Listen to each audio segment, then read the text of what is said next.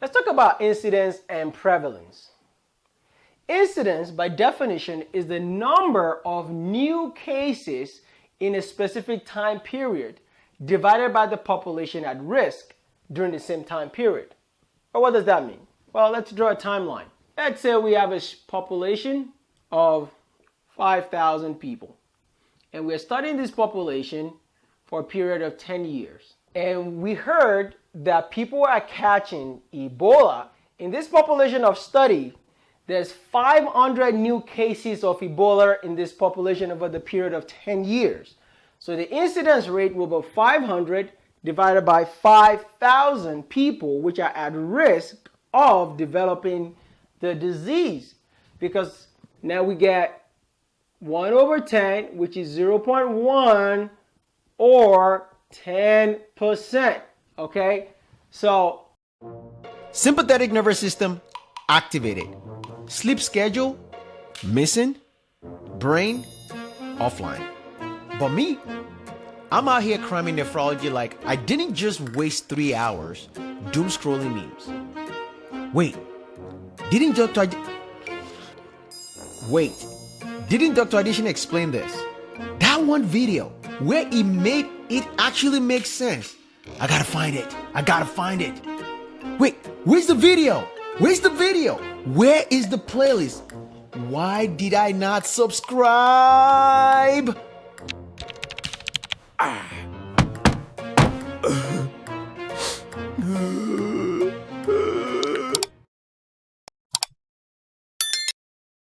10% incidence rate of Ebola in this new population that we have been studying over the next 10-year period.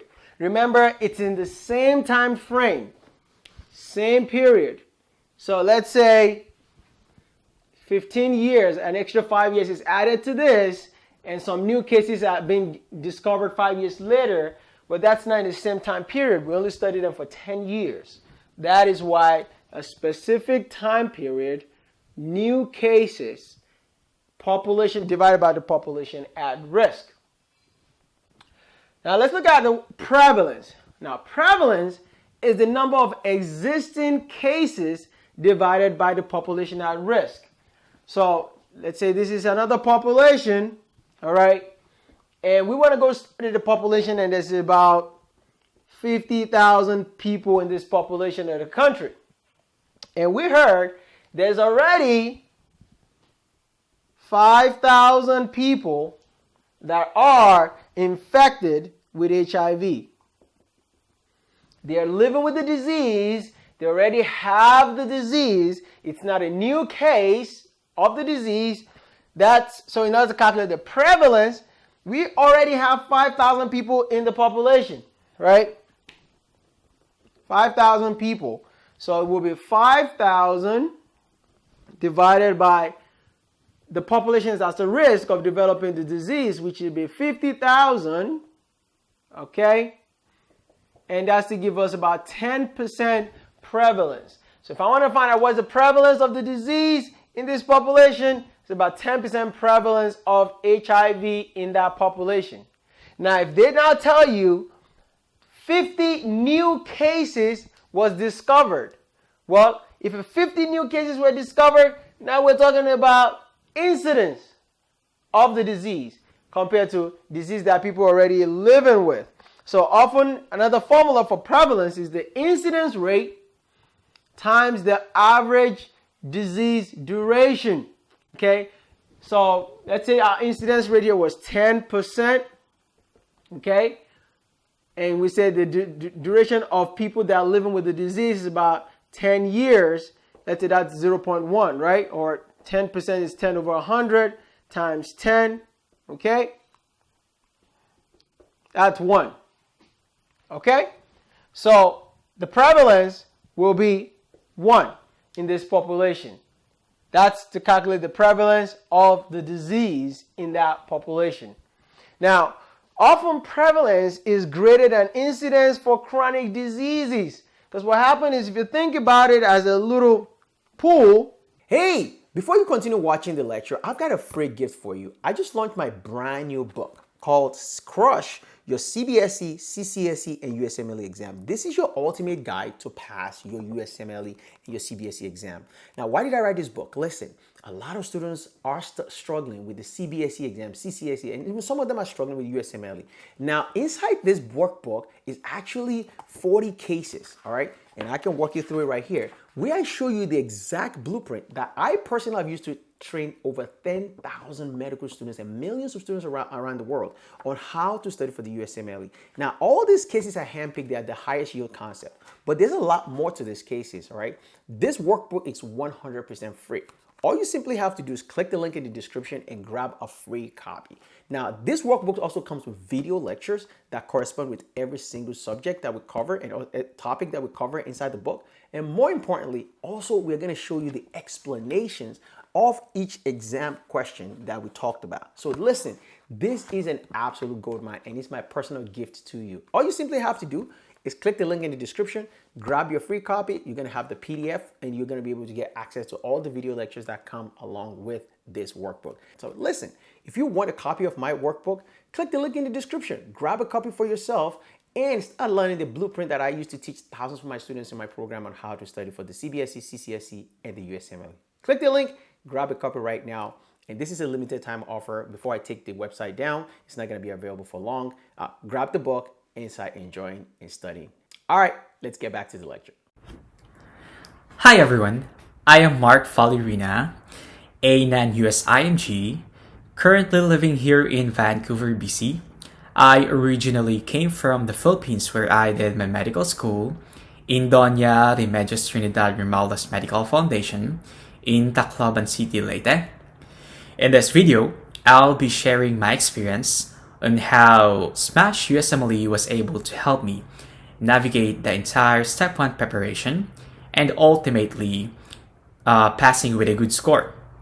So at first, it was really a challenge for me because I was working in a full-time basis, 3 to 4 times a week in a 12-hour shift. So it's really something that you need to overcome in order to push through with your Step 1. All right, so with the help of the lecture videos of Dr. Adesina, I was able to simplify my understanding with the different concepts from basic sciences and going through the cardio and all that stuff. It was really helpful for me. But the game changer for me was really the mentoring system. Why? Because I was working full-time. My mentor really helped me to personalize my schedule and systematically approach. I was trained to systematically approach in each question. There are no tables and turned from one concept to another. It is all about integration, concept mastery, and really an active recall. You'll be really trained on how to go through with a Step 1 preparation. Now, for those who are struggling right now, most especially the IMGs, we know the reality that we cannot allocate all of our time to studying. We really need to work to save up for this entire journey, this road to residency. Yeah, so I highly recommend this program, the SmashUSMLE, in order to exhaust your potential. And it is really a great investment for you guys if you are really struggling right now. And so yeah, I just want to share my lesson learned in this journey, that you need to be honest on what you know and what you don't know. That's what my mentor I learned from him. And yeah, I guess that's about it. Good luck, everyone. Patients that already have the disease in the population are going to have the higher prevalence. So if patients are living with diabetes, you have all these people that are living with diabetes in the population, there's going to be a high prevalence of diabetes inside this population, especially if it's a chronic disease. If it's like H1N1 which is not a chronic disease, there will be more of an incidence, because there will be a high incidence of the disease because people catch the disease faster. But if it's a chronic disease, prevalence always is greater than incidence.